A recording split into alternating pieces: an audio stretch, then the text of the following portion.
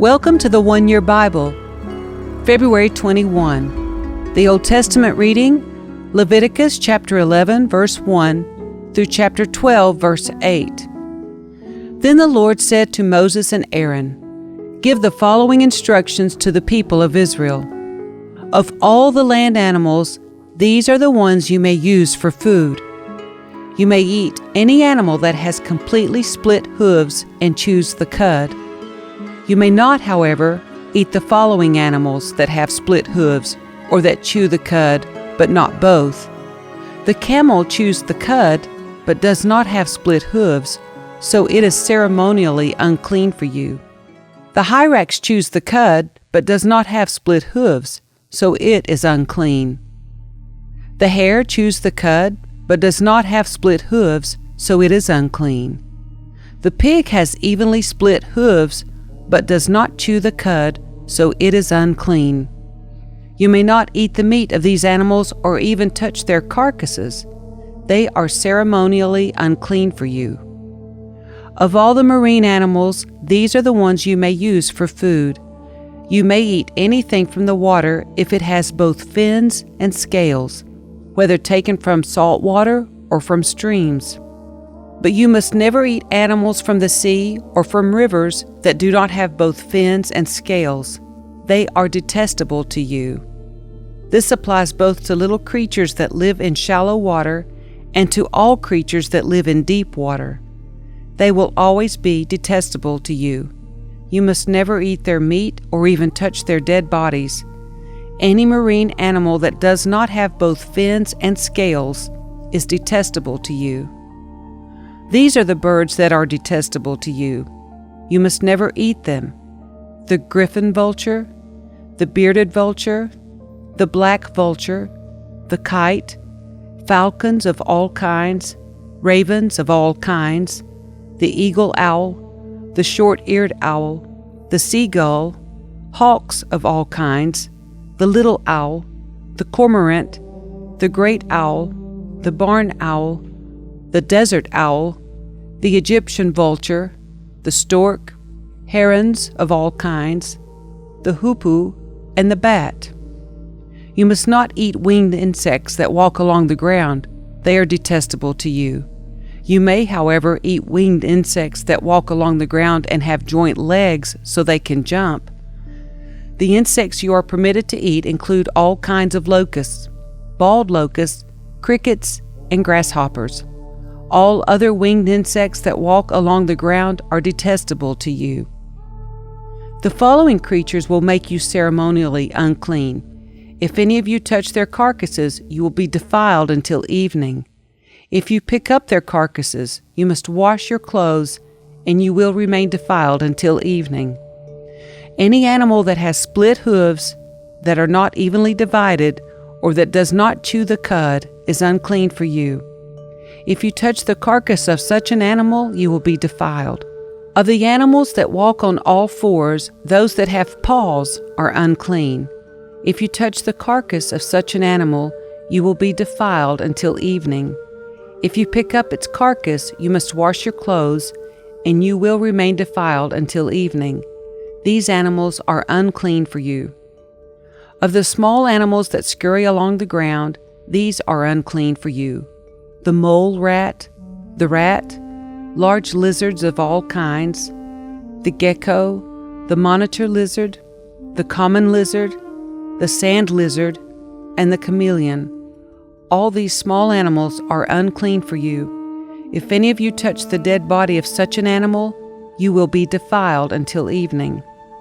If such an animal dies and falls on something, that object will be unclean. This is true whether the object is made of wood, cloth, leather, or burlap. Whatever its use, you must dip it in water, and it will remain defiled until evening. After that, it will be ceremonially clean and may be used again.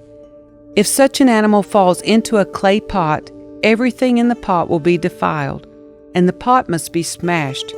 If the water from such a container spills on any food, the food will be defiled, and any beverage in such a container will be defiled. Any object on which the carcass of such an animal falls will be defiled. If it is an oven or hearth, it must be destroyed, for it is defiled, and you must treat it accordingly. However, if the carcass of such an animal falls into a spring or a cistern, the water will still be clean, but anyone who touches the carcass will be defiled. If the carcass falls on seed grain to be planted in the field, the seed will still be considered clean. But if the seed is wet when the carcass falls on it, the seed will be defiled. If an animal you are permitted to eat dies and you touch its carcass, you will be defiled until evening. If you eat any of its meat or carry away its carcass, you must wash your clothes, and you will remain defiled until evening. All small animals that scurry along the ground are detestable, and you must never eat them. This includes all animals that slither along on their bellies, as well as those with 4 legs and those with many feet. All such animals that scurry along the ground are detestable, and you must never eat them. Do not defile yourselves by touching them. You must not make yourselves ceremonially unclean because of them, for I am the Lord your God. You must consecrate yourselves and be holy, because I am holy. So do not defile yourselves with any of these small animals that scurry along the ground. For I, the Lord, am the one who brought you up from the land of Egypt, that I might be your God. Therefore you must be holy, because I am holy.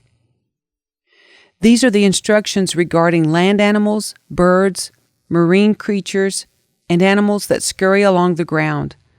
By these instructions you will know what is unclean and clean, and which animals may be eaten and which may not be eaten. The Lord said to Moses, "Give the following instructions to the people of Israel. If a woman becomes pregnant and gives birth to a son, she will be ceremonially unclean for 7 days, just as she is unclean during her menstrual period. On the 8th day, the boy's foreskin must be circumcised. After waiting 33 days, she will be purified from the bleeding of childbirth. During this time of purification, she must not touch anything that is set apart as holy, and she must not enter the sanctuary until her time of purification is over. If a woman gives birth to a daughter, she will be ceremonially unclean for 2 weeks, just as she is unclean during her menstrual period. After waiting 66 days, she will be purified from the bleeding of childbirth.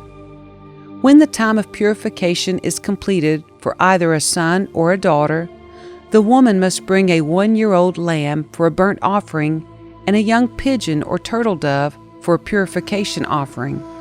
She must bring her offerings to the priest at the entrance of the tabernacle. The priest will then present them to the Lord to purify her.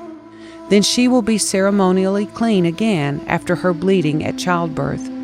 These are the instructions for a woman after the birth of a son or a daughter. If a woman cannot afford to bring a lamb, she must bring 2 turtle doves or 2 young pigeons. One will be for the burnt offering and the other for the purification offering.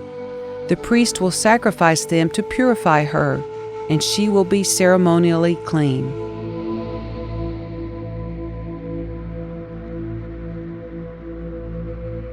The New Testament reading, Mark chapter 5, verses 21 through 43. Jesus got into the boat again and went back to the other side of the lake, where a large crowd gathered around him on the shore. Then a leader of the local synagogue, whose name was Jairus, arrived. When he saw Jesus, he fell at his feet, pleading fervently with him. "My little daughter is dying," he said.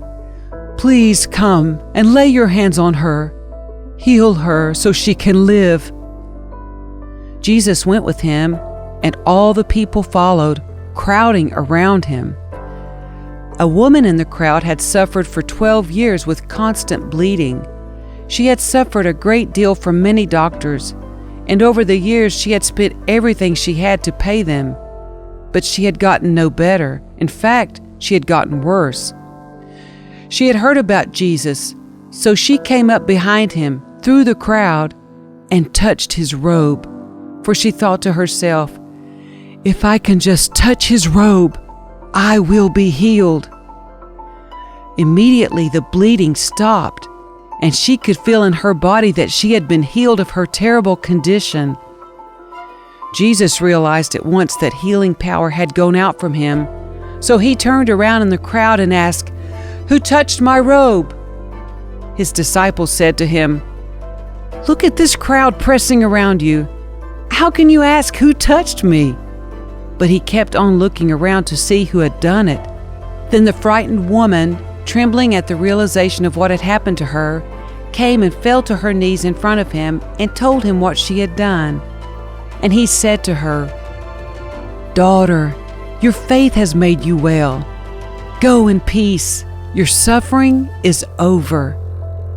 While he was still speaking to her, messengers arrived from the home of Jairus, the leader of the synagogue. They told him, "Your daughter is dead. There's no use troubling the teacher now." But Jesus overheard them and said to Jairus, "Don't be afraid, just have faith." Then Jesus stopped the crowd and wouldn't let anyone go in with him except Peter, James, and John, the brother of James. When they came to the home of the synagogue leader, Jesus saw much commotion and weeping and wailing. He went inside and asked, "Why all this commotion and weeping? The child isn't dead. She's only asleep." The crowd laughed at him, but he made them all leave, and he took the girl's father and mother and his 3 disciples into the room where the girl was lying. Holding her hand, he said to her, "Talitha koum," which means, "Little girl, get up." And the girl, who was 12 years old, immediately stood up and walked around. They were overwhelmed and totally amazed. Jesus gave them strict orders not to tell anyone what had happened, and then he told them to give her something to eat.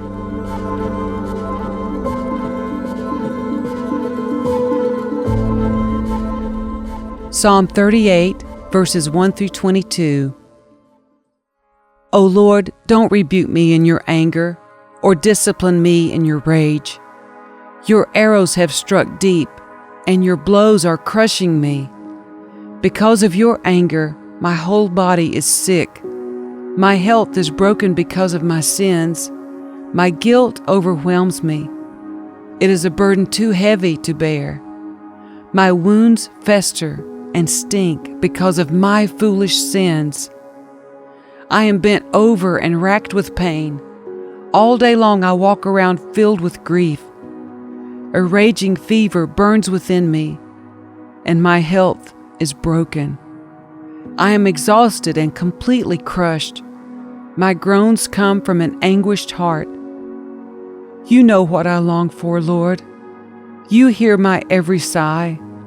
My heart beats wildly, my strength fails, and I am going blind. My loved ones and friends stay away, fearing my disease.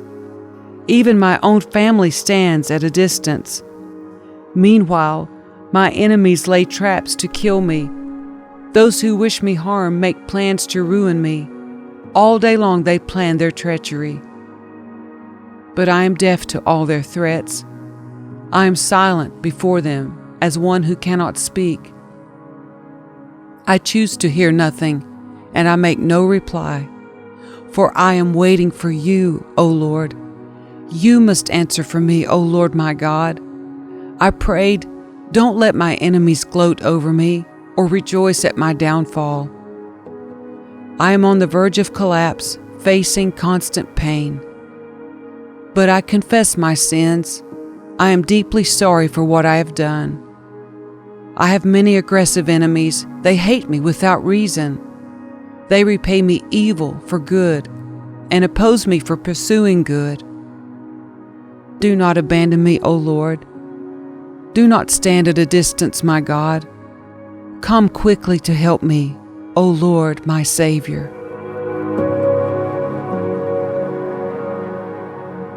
Proverbs 10, verses 8 and 9. The wise are glad to be instructed, but babbling fools fall flat on their faces. People with integrity walk safely, but those who follow crooked paths will be exposed.